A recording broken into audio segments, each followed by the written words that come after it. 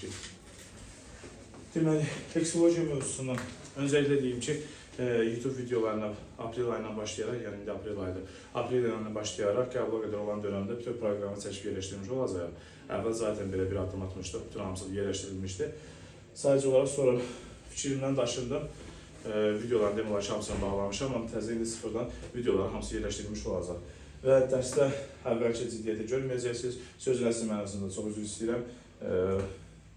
Yəni, digərləri kimi, belə deyim də, bamballıq sayılan şeylər, sözlər işlətmək lazımdır ki, məcbur şəkildə bunlar işlətməliyik. Çünki ağır şeyləri millət qaldıra bilir, ona görə mütləq lazımdır. Nəysə, başlayalım. Leksikologiya mövzusunda deyib, ondan sonra təzə yenə elm olur keçirsin.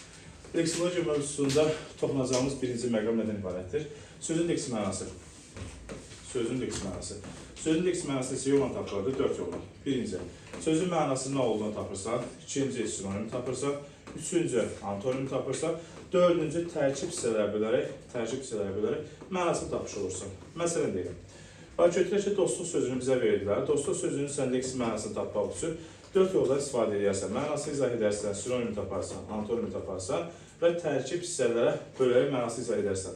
Tərkib hissələrə bölmək də düzəltmə və mürəkkəb sözlərə aiddir ki, biz sadə sözləri tərkib hissələrə bölərək leksik mənasını tapa bilməliyik. Tabii ki, birinci sıfatdır. Keçdi nəyə? Leksikologiya mövzusunda ən çox problem yaradan məsələ homonimlər məsələsidir ki, ən çox verilən suallar. Birinci növbədə ortaq sözlər məsələsinə toxunacaq homonimlərdə. İkinci, köhnəlmiş sözlər məsələsinə toxunacaq, köhnəlmiş sözlər.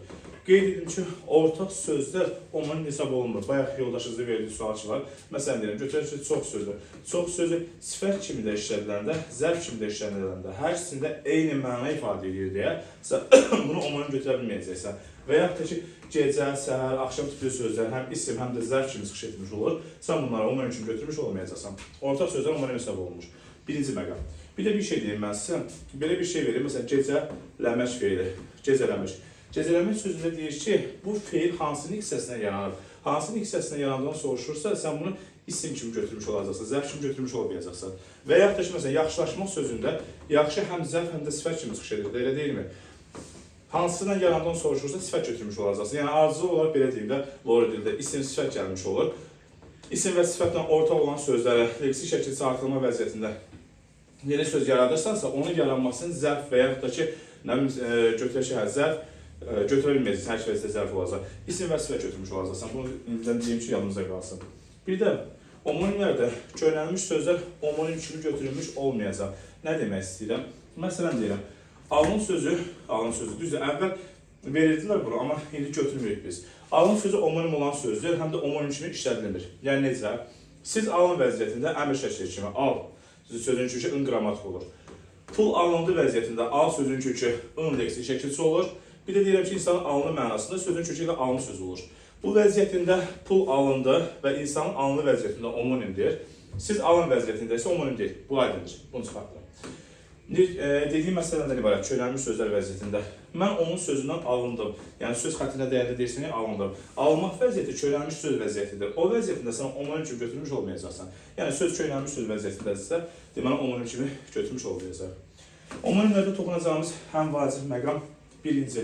Biz normalda öyrənirik ki, homonimlərin yazılışı və deyilişi eyni olmalıdır. Yazılışı və deyilişi eyni olmalıdır. Amma bu yanlış bir şeydir. Niyə? Çünki homonimlərin yazılışı və deyilişi fərqli ola bilər. Qayda belə qoyulmalıdır. Homonimlərin başlanğıc formasının yazılışı və deyilişi eyni olmalıdır. Homonimlərin başlanğıc formasının yazılışı, deyilişi, vurğusu eyni olmalıdır. Bax, təkərən deyirəm. Homonim sözün özü yox. Başlanğıc forması, deməli, yazılışı eyni olmalıdır, deyilişi eyni olmalıdır və vurğusu eyni olmalıdır. Nə demək istəyirəm? Baxın, yazsınlar sözündə vurğu hara düşür? Sonuncu eciyə. İndi fəsillərdən yazdır. Yazdır, qışdır mənasında. Vurğu hara düşür? Birinci eciyə.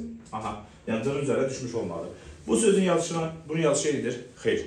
Vurğuları eynidir? Xeyr. Deyilişləri eynidir? Xeyr. Əsas məsələ nədən ibarət? Yəni, söz ümumilikdə homonim olan sözdür. Amma vurğusu fərqli də ola bilər. Eyni zamanda yazışları fərqli, deyilişləri fərqli ola bilər. Əsas odur ki, sözün başlanğıc forması eyni olsun, başlanğıc formaların vurğuları eyni olmuş olsun, başlanğıc formaları. Bax, məsələn deyirəm, başqa birindən yazıram. Yara sözünü buradan yazıb, yara sağalmayıb. Yara sözünün kökü A leksik, bədəndə olan yara. Yox, o bədəndə olan yara mənasında. İşimə yaradı. O mənim işimə yaradı. Və yaxud da deyirəm, onlar işimə yaradı.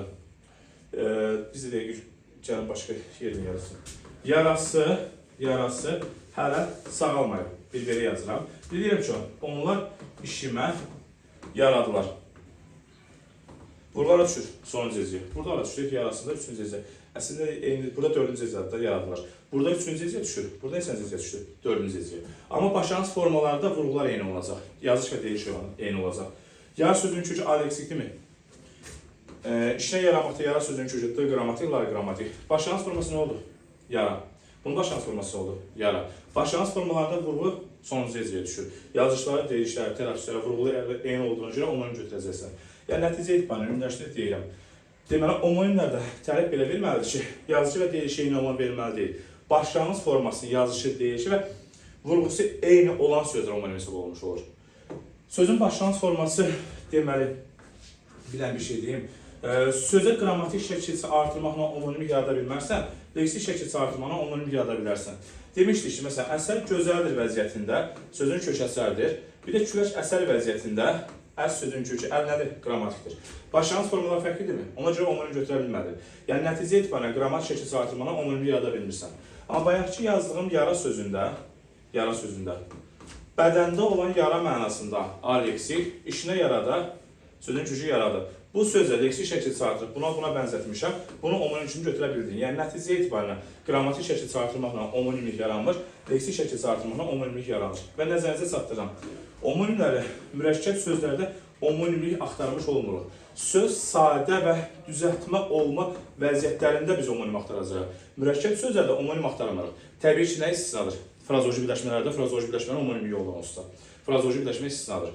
Bir də mürəkkəb feillərin içərisində bir dənə sərf etmə sözü var ki, sərf etmə sözü bu homonim kimi çıxış etmiş olur. Normalda homonim və mürəkkəb sözlər arasında olmalı deyil də. Amma bir dənə sərf etmə sözü istisnamı təşkil edir ki, sərf etmə sözü bir xərcləmək mənasında, bir də bu şey mənə sərf edir, yəni xeyir edir mənasında. Məsələn, mən bu işə pul sərf etdim, yəni pul xərclədim. Bu iş mənə sərf edir, yəni mənə xeyir edir. O mənada bir dənə sərf etmə sözü homonim kimi çıxış edə bilir. Keçdi nəyə? Frazeoloji birləşmə mürəkkəb söz götürəbilirik. Hə, mürəkkəb söz götürürsən, amma məsələ nədən ibarətdir? Keçindən cümlədə o sual vermişdi. Məsələn, əli can verdi cümləsində frazeoloji söz işlədi, frazeoloji homonim olan söz işlədi desə səhvdir. Çünki bax, can vermək sözü frazeoloji birləşmə olaraq düzdür. Biz onu mürəkkəb feillə hesab eləmiş oluruq. Çünki sadə cümləsi olur deyə mürəkkəb feillə hesab olunur. Amma buna sabit söz birləşmələri adlanır deyə, yenə də söz birləşməsi şəkildə yarışmış olursa, sabit söz birləşməsi adlanır deyə cümlədə homonim söz işlədiyi bir şey səhvdir. Homonim birləşmə işlədilir. Keçdi nə indi? Deməli, homonimlərdə başlanğıc formaları vurğuları fərqli olma vəziyyəti. Bax, ola bilər ki, sözün başlanğıc forması eyni olsun, və yaxud da ki, başlanğıc forması fərqli olsun. Bax, məsələn, deyilsə ki, sözün başlanğıc forması fərqlidirsə, həmin sözün homonim olma ehtimalı yoxdur. Doğrudur. Başlanğıc forması fərqlidirsə, homonim olma ehtimalı yoxdur. Bayaq yazdığımız əsər sözündə bir vəziyyətində əsər idi, bir vəziyyətdə əs sözün kökü əl qrammatik. Yəni, bir-birinə qarşı homonim olma ehtimalı yoxdur, bir-birinə qarşı. Sözün başlanğıc forması fərqlidirsə, sözlərin başlanğıc forması fərqlidirsə, məsələn, homonim olma ehtimalı yoxdur, o şey səhvdir. Niyə? Bax, məsələn, deyirəm ki, yara məktub yazdım. Yara məktub yazdığım vəziyyətində, bir də deyirəm, işimə yara. Burada başlanğıc forması nədir? Yara. Burada başlanğıc forması nədir? Yar. Bax, qaydanı deyirəm. Sözün başlanğıc forması müxtəlifdirsə, həmin sözlərin bir-birinə qarşı münasibətdə homonim olma ehtimalı yoxdur. Yəni, bu sözdən, bu söz homonim deyil. Amma sözün başlanğıc forması fərqlidirsə, həmin söz homonim ola bilməz, səhv fikirdir. Niyə? Bununla bu homonim olmasa belə, yara sözünün özünün ayrıca homonimliyi var. Yar sözü də A qrammatikdir, bir sevgi mənasında, bir də yaramaq feili mənasında. Burada da yaramaq sözündə bədəndə olan yara mənasında homonimlik vəziyyəti yaratmış olacaq. Yəni, bir-birinə qarşı başlanğıc forma fərqlidirsə, bir-birinə qarşı homonimlik yaratmış olmalıdır, amma öz daxilində homonimlik olacaq. Problem yoxdur ki, bura qədər. Ümid edirəm. Deməli, deyirəm ki, sən bizə gəlmə. Təbii ki, bilirsiniz də, bu vəziyyətində mən qrammatikdir və homonimlik yaratmış olmayacaq. Bir deyirəm ki, gəlmə adam. Baxın, elemin testində qəşəng sual var. Sualların birində belə bir şey verir ki, sən bizə gəlmə cümləsi, bir də gəlmə adam cümləsində deyir ki, bunların homonim olmama səbəbləri nədir? İki səbəb var. Bir səbəb başlanğıc forma məsələsidir. Başlanğıc forma fərqlidir. Çünki bu gəl sözün üçlü mədə eksikdir. Bir də vurğu fərqləri var deyə omonim olmuş olmur. Yəni omonim olmama səbəbi iki səbəbdəndir. Bir də desək ki, sözün vurğusu eyni, yazılışı eyni, başlanğıc forması eynidirsə və fərqli mənalar ifadə eləmiş olursa, bu söz mütləq omonimdir, səhvdir. Niyə? Çünki tələffüzə də fikir vermiş olacaqsan. Bax, sözün vurğusu eynidir. Nərə sözündə istənilən halda vurğu sona düşür. Elə, yazışı eynidir, vurğusu eynidir, başlanğıc forması eynidir, elə deyilmi? Amma deyiliş fərqi var. Yəni uzanma məsələsinə görə uzanma deyiliş fərqi yaradır deyə sən bunları da ondan götürmüş olmayacaqsan. Ümid edirəm burada bir aydın oldu. Gəl. Bazı olmayan avantajları ama dezavantaj oldu. Orası hemen seçsen. Sen de orası seç. Ben sana paylaşacağım, sen hemen paylaşacaksın. Deməli nə qaldı homonimlərdə? Məncə elə bir şey qalmadı. Lazım olan bütün hər şeyə toxunduq. Bir də fikir verəcəyiniz məqam nədir? İndi test paylaşacağım. Onunla bağlı bir dənə test paylaşım. İzahlarla bağlı. Eksolojiya aid bir dənə sınav sərəsində test paylaşacağım. İndi bilmirəm. Necə düşəcək burada? Baxın. İşləyənlər məlumatı var. İşləməyənlər üstün. 109. İşləməyənlər üçün cavab tapın əvvəlcə. Nümunə daxilində verilmiş söz ayaqda tərcümə görə təyin müxtəlif formada düşünə bilərik. Bir tərif formasında omonim olan söz, digər tərif formasında omonim olmayacaq. Bu qaydanı pozula bilmir. İşləyibsən aydın? Yox, mən heç anlamadım. Onda tezdən bax. Hər kəs baxsın. Bu qayda.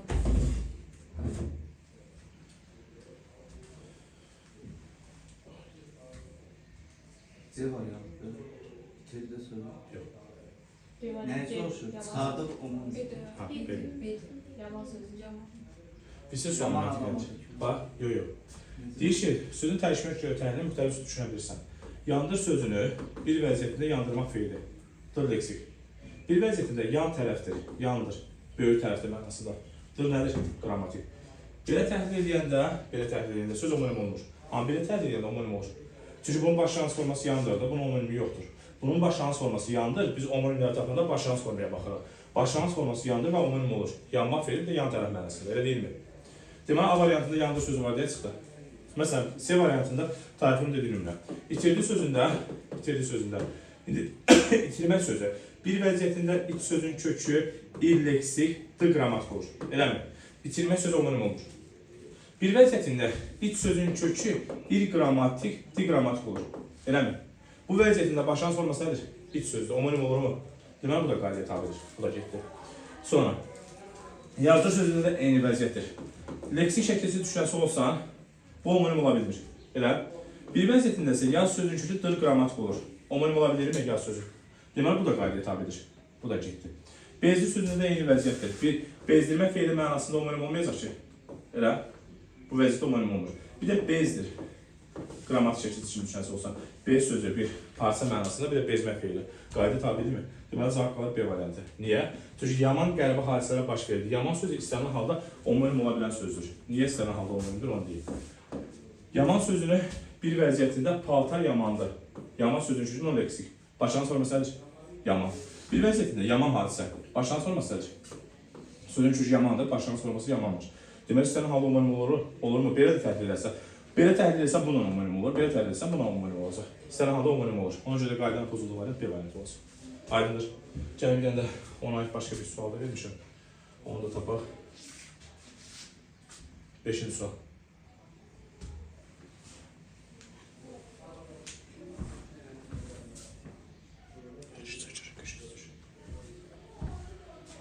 Hər hansısa bir cümlədə işlədilən söz, başqa bir cümlədə işlədilən sözdə omonim yaradır.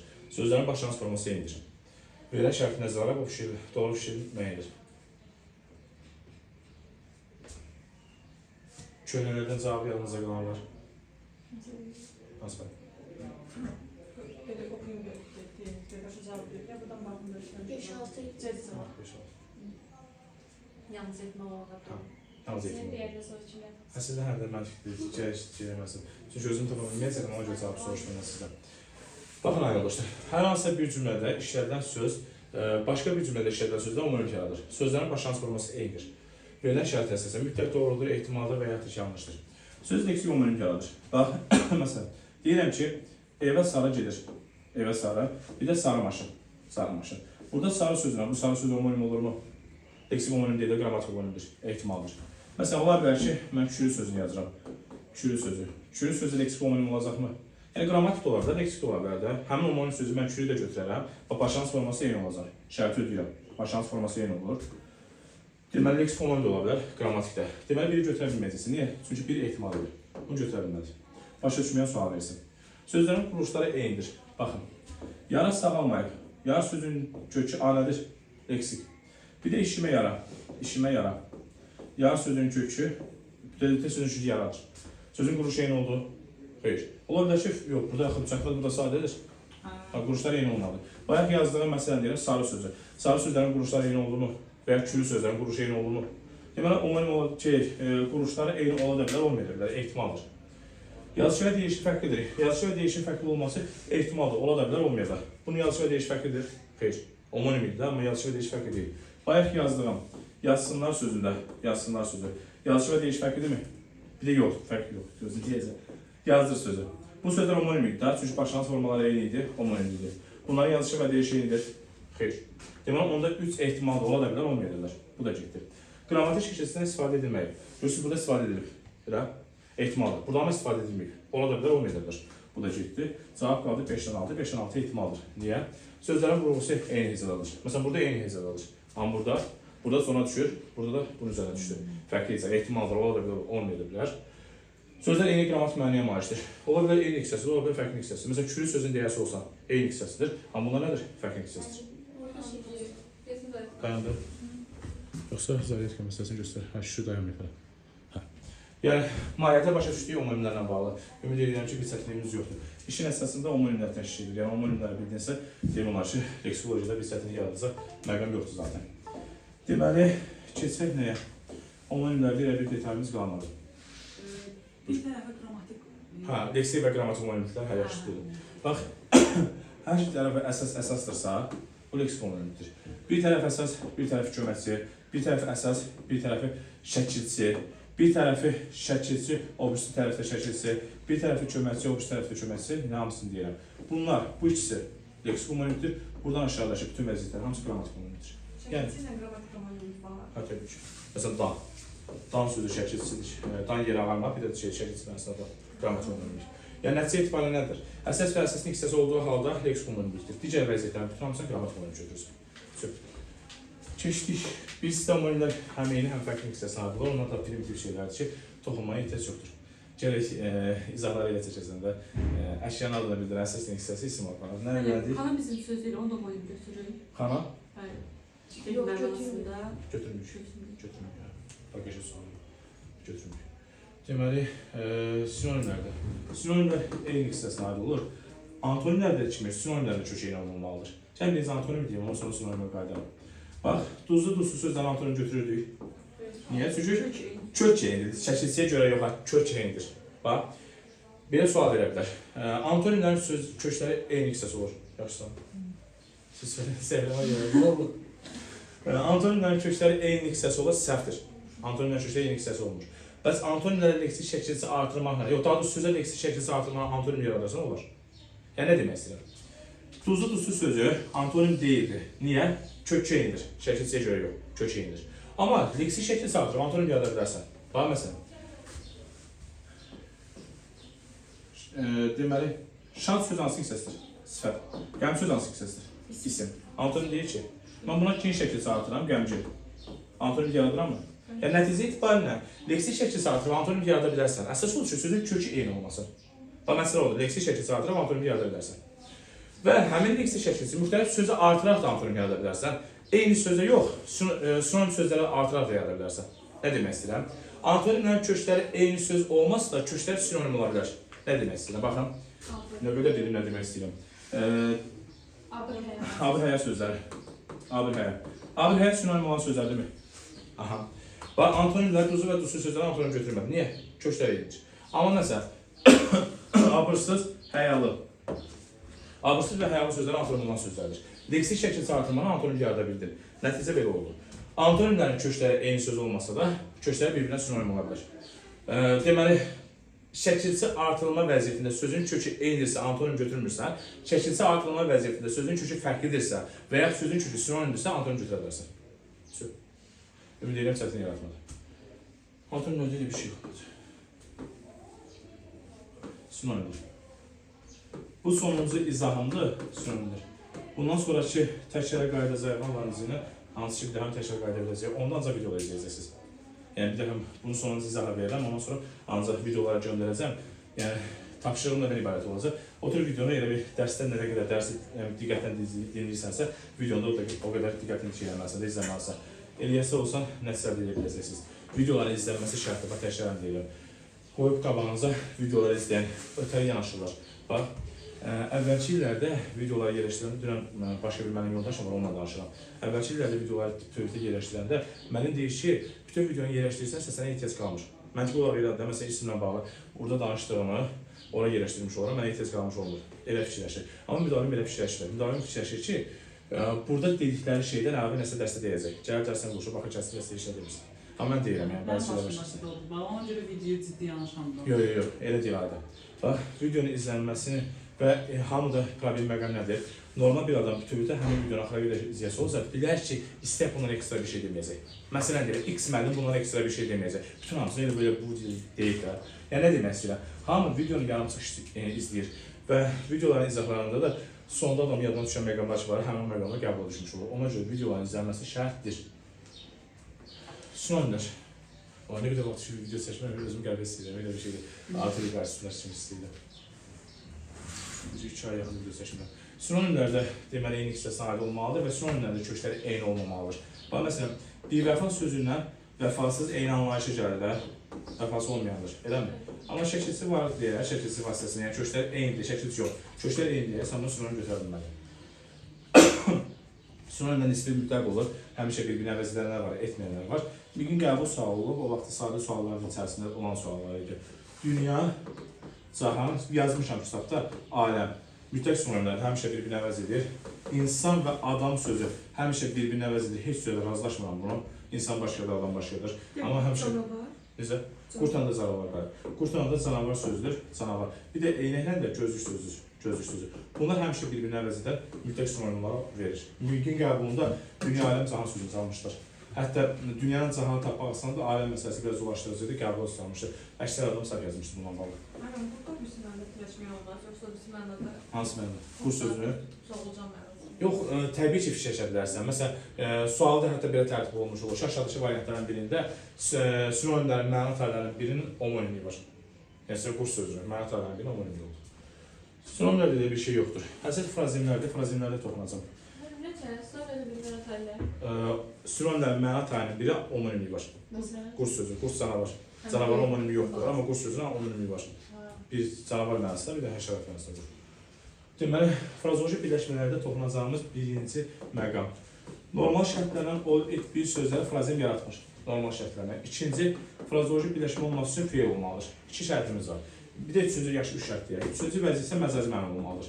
3 dənə şərt var. Məcazi məna olmalıdır. Olet bir sözü olmamalıdır və feil işlədilməlidir. Məsələn, bax, deyir ki, dəmir biləş. Dəmir biləşdə deyir ki, bu, deməli, frazoloji birləşmədir. Burada feil yoxdur axı. Feil olmadan öncə sən frazoloji birləşmə götürə bilməzsən. Məcazi mənalı sadəcə sözdür. Nə demək istəyirəm? Birinci şərtin feil olmasıdır. Amma bunun istisna vəziyyəti var. Məsələn, cin atına minmək frazoloji birləşmədir, ürəyi yamaq frazoloji birləşmədir. Niyə? Feil var. Feil olmadan da frazoloji birləşmə ola bilər. Kitabda yazmışam, onu nümunələri əzbərləyəsiniz. Həftə 8-dən 9 frazoloji birləşmədir. 5 günlük dünya frazoloji birləşmədir. Qəlbimin sarı simi frazoloji birləşmədir. Sonra ayda ildə bir dəfə frazoloji birləşmədir. 5 günlük dünya frazoloji birləşmədir. Həftə 8-dən 9 bilmən dedim demədim. Onlar hamısı frazoloji birləşmədir. Yəni nəticə etibarən feil olmadan da frazoloji birləşmə ola bilər. Birdən, əsas məsələlərdən biri olet bir sözləri. Bax, çox kiçik bir nüans yazım. Bax, gözü videonun hansı hissəsində deyilir. Məsələn, deyirəm ki, Əli adam oldu. Sual verirəm, cümlədə məcazi mənada işlədilən söz var. Doğru, yaxşı, yanlış. Adam oldu. Söz var. Birləşmədə. Adam olacaq. Mürəkkəb feil. Adam olmaq birləşmə. Birləşmə deyil, mürəkkəb feil, frazeoloji birləşmə deyil. Yəni məcazi məna olan söz varmı? Yox. Niyə? Söz var. Yox. Yoxdur. Bax deyəcəyim məsələ odur. Frazemlər mürəkkəb feillər hesab olunsa da, frazemlərdə məcazi olmuş olur. Məsələn, Əli cinatdan mindi cümləsində cinatdan mindi. Burada məcazi var. Amma mürəkkəb feillərdə məcazi götürülmür. Yəni o et bir sözlərə mürəkkəb feil yaradılmış olur və onlarda da məcazi götürülmür. Əli adam olduğu cümləsində məcazi mənalı söz varsa, yoxdur. Məcazi mənalı söz yoxdur. Aha. Demək olar yoxdur artıq. Keçdik nəyə? Necə dediniz onu? Mərkəb feillərdə Məcazi götürülmür. Yəni o et bir sözlərdə məcazi götürülmüş olmur. Bir də deməli nəyə toxunacaq? Frazeoloji birləşmələrdə o et bir sözləri qənim olsun. Allah sənə qənim olsun. Deməli, bu vəziyyətində qənim olmaq sözü var. Ol sözü normalda frazeoloji birləşmə yaratmış olmur. Elə? Amma onu necə müəyyənləşdirəcəksə, frazeoloji birləşmədir yoxsa frazeoloji birləşmə deyil, onun müəyyənləşdirmənin qaydası budur ki, əvvəlindəki ol sözünə bağlı, mən kitabın üstündə var. Bir dənə orada frazeoloji birləşmənin səhəsində ol sözünə bağlı nümunələri yazmışam. Ya da verim, mən baxmışam.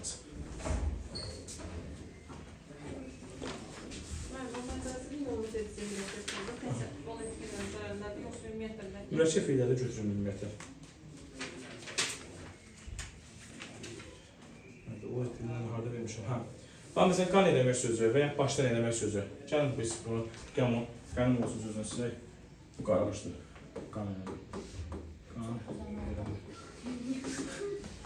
Qan eləmək sözünə baxın, qaralışdır. Deməli, bir də məlumat üçün deyim ki, kitabın təzə nəşri çıxmış olacaq. Təzə nəşrində bundan fərqli olaraq daha əlavə şeylər olacaq. Burada da qəşəng şəkil yapışdıraq.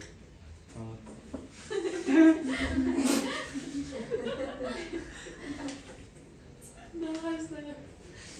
197 səhifədir. Təzə nəşr hardasa 260 səhifəyə yaxın bir səhifə olacaq. 60-70 səhifəlik əlavə olmuş olacaq ki, həmin əlavə hissədə qəbulda istifadə olunan sual tipləri və yaxud da ki, mövzularla bağlı ən belə deyim də çətin məqamlar hardadırsa, onların izahları olmuş olacaq.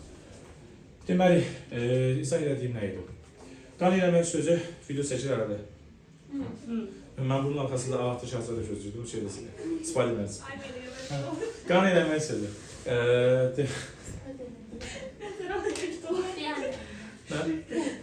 Çoxdur. Nəzərə alan ki, kitab mənimdir, yəni məndən ağatacaq. Sənin deyil. Yəni, bitirə bir nəzərə alan ki, mənim kitabım, məndən onu gözləmişdim. Sadəcə ağat şəsəd yoxdur. Qan eləmək. Deməli. Aprodolu şəhsədlər yazarlar, dəyərlərdən insan patronlu şeylər. Qan eləmək sözü ayrılmışdır.